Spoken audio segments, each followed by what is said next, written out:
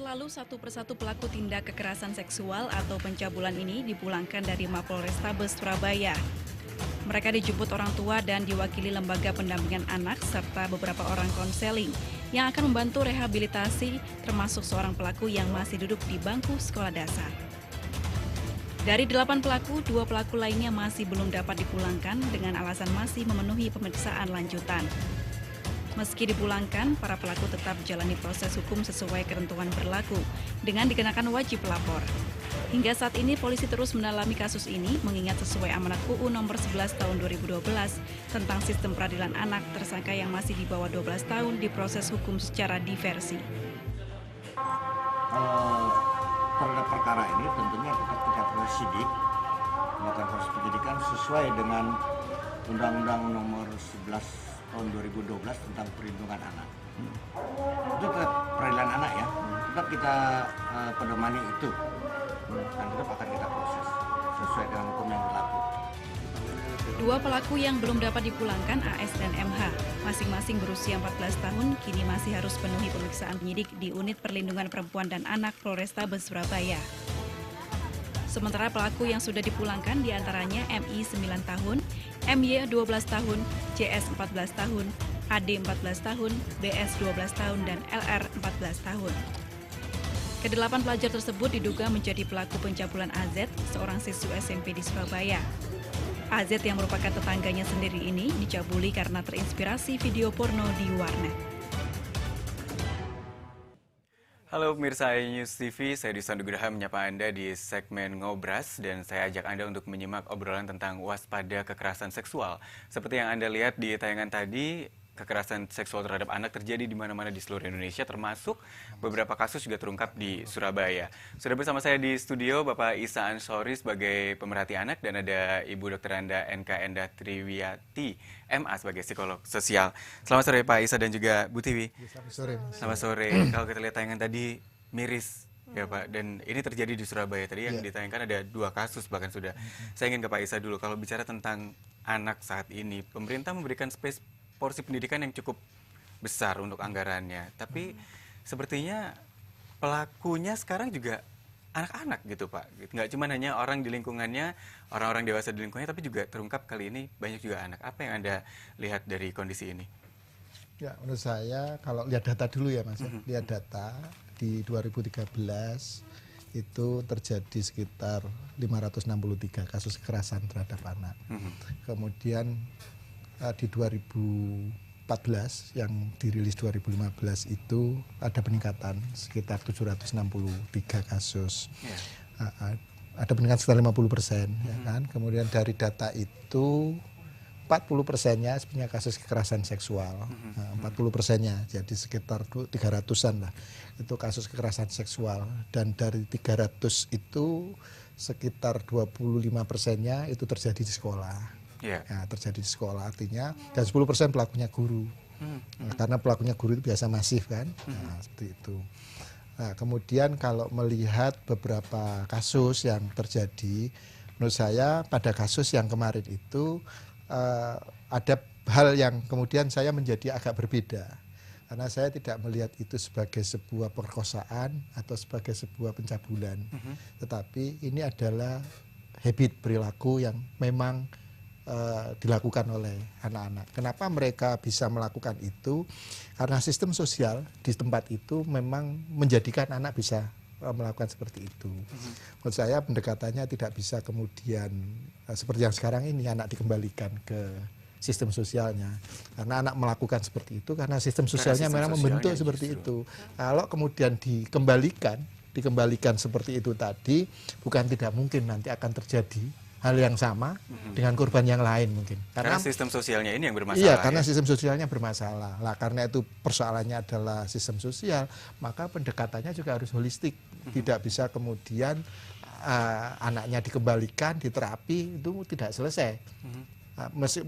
Karena itu sistem sosial, maka anak harus ditarik dari sistemnya dulu, dilakukan semacam rehabilitasi, lalu sistem sosialnya kita perbaiki. Nah, kita harus analisa satu persatu.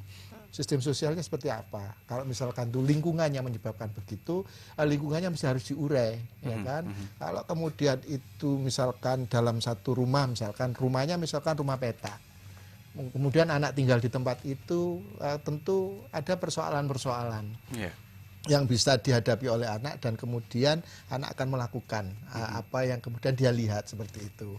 Jadi menurut saya terjadi apa yang saya sebut dengan penyederhanaan masalah, bahwa itu perkosaan, itu pencabulan, tapi sebetulnya ini adalah sebuah sistem yang menyebabkan anak melakukan seperti itu. Baik, saya ke Bu Tiwi nih, karena bicara tentang sosial juga, sebenarnya yang paling kecil sebenarnya lingkungan keluarga gitu ya. Dari anak-anak ini juga ternyata background keluarganya bermacam-macam. Ada beberapa juga yang ditinggalkan oleh orang tuanya. Anda melihat sendiri seperti apa? Iya, yang sekarang banyak muncul itu kan kalangan bawah ya. Jadi menurut saya juga berita yang naik ini di satu sisi bagus, dalam artian kita kemudian dipaksa untuk melihat bahwa kita sudah nggak bisa lagi nih mengignore mengabaikan persoalan kekerasan seksual terhadap anak. Tetapi di sisi lain kita kemudian akan menunjuk bahwa kelompok miskin ini yang kelompok utama begitu ya, tertutuplah kelompok-kelompok yang kelas atas ya, yang juga bisa jadi lebih canggih dalam melakukan, karena dia bisa menutup. Dan saya setuju sama Mas Ansori, kalau kita mau melihat lebih besar lagi, isunya ini kan pelaku, oke, kita fokus pada pelaku dulu. Tapi pelaku ini kan tidak hidup sendiri, dia juga hidup dalam keluarga, kita sudah bahas itu. Tapi keluarga ini juga hidup dalam lokalitasnya sendiri. Dia hidup dalam kultur di mana mereka berada. Nah, kultur yang ada itu, kalau kita bicara soal kekerasan, itu adalah kultur yang bahasa Jawanya mensubio-subio apa tuh?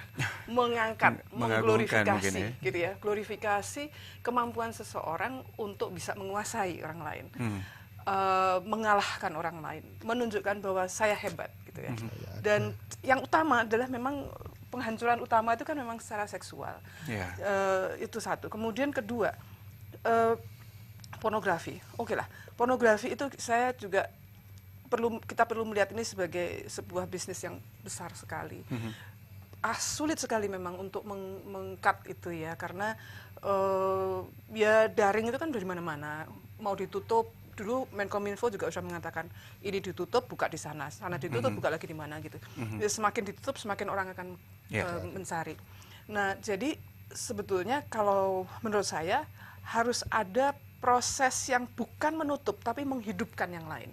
Menghidupkan yang lain itu adalah memberikan informasi yang masif juga gitu, bahwa membuka katup-katup gitu ya, yang masif juga, yang menunjukkan bahwa melakukan kekerasan seksual dalam hal ini itu nggak asik, gitu. Jadi orang yang melakukan itu sebetulnya adalah orang yang sangat kecil. Jadi campaign ini perlu dilakukan. Campaign gitu ya? Bukan ditutup tapi membuka yang lain. Jadi terjadi kompetisi. Adanya kompetisi informasi itu yang justru memberdayakan orang. Nah, kompetisi informasi semacam itu sayangnya juga agak ditolak oleh masyarakat, karena kompetisi informasi itu adalah menginformasikan tentang seksualitas. Orang belum apa-apa sudah menolak gitu ya, karena kalau ada pendidikan seksualitas itu dianggap akan mendorong anak untuk melakukan seks. Jadi menyempitkan persoalan begitu. Nah, yang juga sangat perlu juga dibuka katup yang lain adalah menunjukkan pada masyarakat bahwa kekerasan itu efeknya panjang. Kalau sementara ini kita selalu sibuk dengan pelaku. Jadi ini sudah pelaku, dia dinaikkan derajatnya. Korban dihilangkan. Nah, kalau itu terjadi terus, efek kekerasan itu banyak sekali. Padahal termasuk juga ini yang harus diperhatikan adalah bagaimana korban ini punya juga efek jangka panjang gitu ya. Jangka panjang, dia punya hak untuk dipulihkan. Kalau hak untuk mendapatkan hidup yang baik, ya hak atas hidup tidak dipenuhi, maka kita sebetulnya bisa menunjuk siapa nih yang harusnya bertanggung jawab gitu ya. Baik, nanti kita lanjutkan lagi penjelasan ini karena kita harus jeda terlebih dahulu. Pemirsa kalau misalnya juga ingin juga ngobrol bersama kami, menyampaikan pendapat Anda silakan. Saya buka line telepon 03199 002704. Tapi kami jeda terlebih dahulu, ngobrolkan segera kembali.